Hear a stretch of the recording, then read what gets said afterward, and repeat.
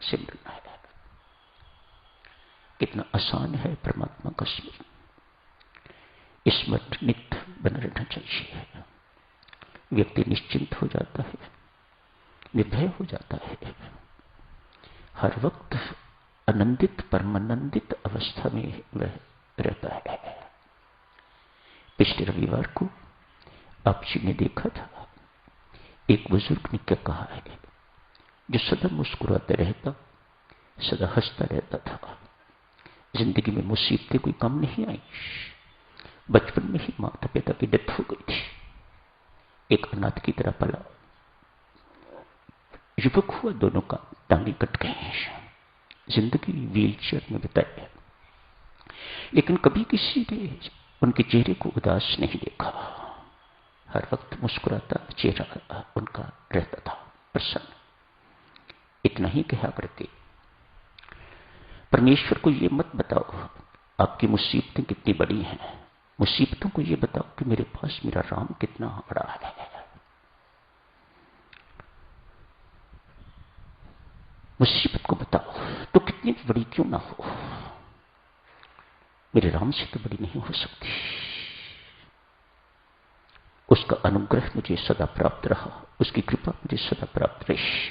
मुझे जिंदगी में पता ही नहीं लगा कि विपत्ति कब आई और चली गई। गम राह में खड़े थे, साथ हो लिए, जब कुछ बिगाड़ न सके तो वापस हो लिए।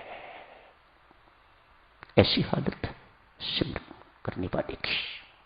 गम राह में खड़े थे, साथ हो लिए, जब कुछ बिगाड़ न सके तो वापस हो लिए। उसे पता ही नहीं लगता सब कुछ क्या हो रहा है।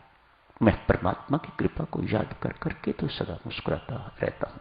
मुझे विपत्ति, आपत्ति, संकट इत्यादि, किसी चीज का दुख इत्यादि, मानो मैंने कभी इन पर विचार ही नहीं किया, कभी मैं इनके साथ चिपका ही नहीं, कभी मुझे इन बातों का बोध ही नहीं हुआ। मैं उस परमात्मा की, उस देवाधिदेव की कृपा को, अनुकंपा को याद कर करके इतना प्रसन्न, इतना हर्षित होता रहता हूं कि मुझे ये सब कुछ देखने की जरूरत नहीं महसूस होती। प्रपन्न रहो, ये बुजुर्ग एक शब्द प्रयोग करते हैं, अतएव परमात्मा की प्रपन्न रहो। बहुत सुंदर शब्द है साधकजनों। हम बहुत पढ़े लिखे लोग नहीं हैं, हम प्रपन्नता से क्या समझते हैं? परमेश्वर से जुड़े रहो, सिमरन के माध्यम से परमेश्वर की चरण शरण में रहो, ये प्रपन्न है। देवी आप संपन्न हो या विपन्न, जब तक प्रपन्न नहीं होवोगे तब तक परमात्मा की कृपा के पात्र नहीं बनोगे। Shastra is so clear about these things.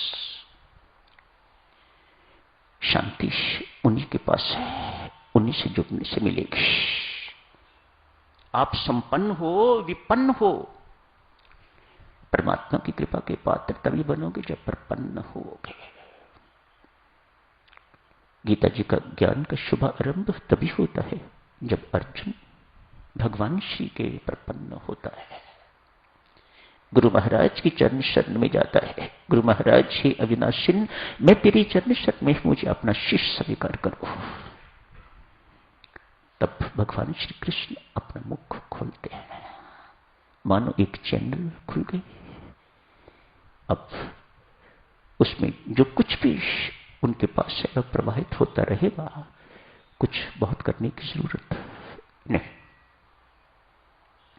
अभी आपकी से अर्ज की, जो परमात्मा के चरण शरण में रहते हैं, जिन्हें ये विश्वास है, मन परमात्मा को विश्वास ये दिलाना होगा कि मैं आपके चरण शरण में हूं, मुझे अपने किसी बल पर भरोसा नहीं है।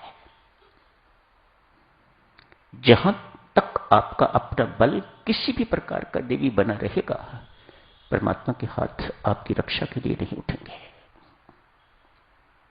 बहुत पक्के हैं परमात्मा, दयालु हैं, कृपालु हैं, करुणावान, लेकिन बहुत पक्के हैं। मत भूलिएगा इस बात को।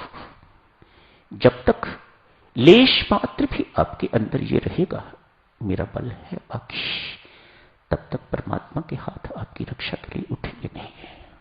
हाँ, निस्साधन हो जाओ, निस्सहाय हो जाओ, निर्बल हो जाओ, निर्धन हो जाओ, ये आश्वास परमात्मा को दिलाओ कि जो मैं कह रहा हूं वह मैं हूं।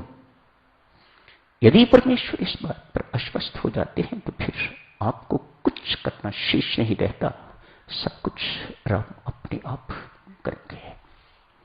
एक बकरी की याद आती है। आज जंगल में जाके रास्ता भूल गई है।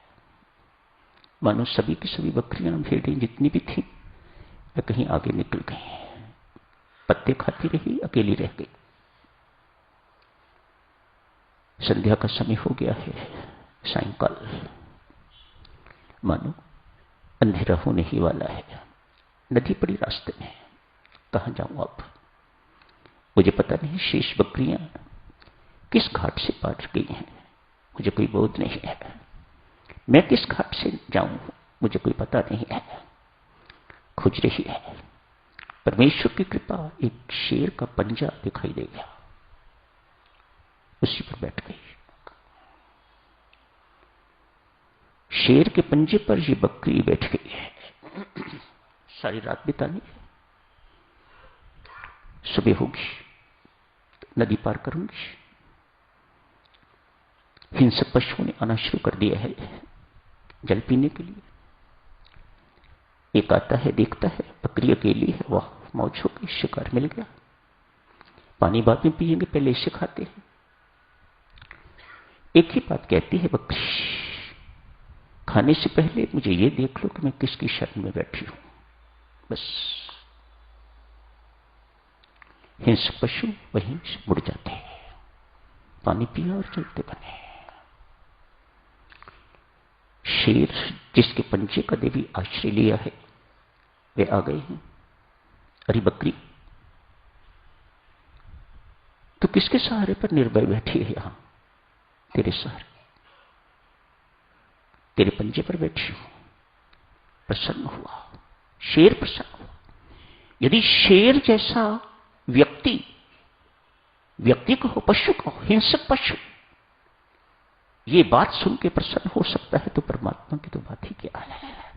इतना ही कहोगे ना, पहले देख लो मैं किसकी चरण शरण में हूं।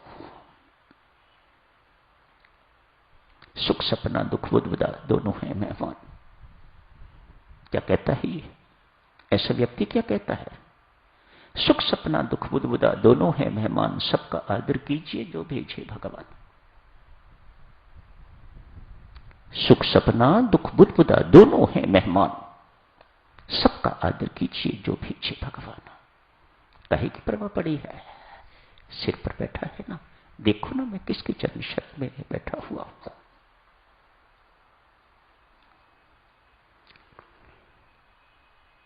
ऐसे साधक को साधक रक्षा के लिए संसार के पास जाना नहीं पड़ता। कठिन काम है, बहुत कठिन काम है, बहुत ही कठिन काम है। हम यूज तो संसार के ही जानेंगे। संसार की चरण शरण में जाना हमारा स्वभाव बना हुआ है, और यहां कहा जा रहा है कि परमात्मा की चरण शरण में जाइएगा।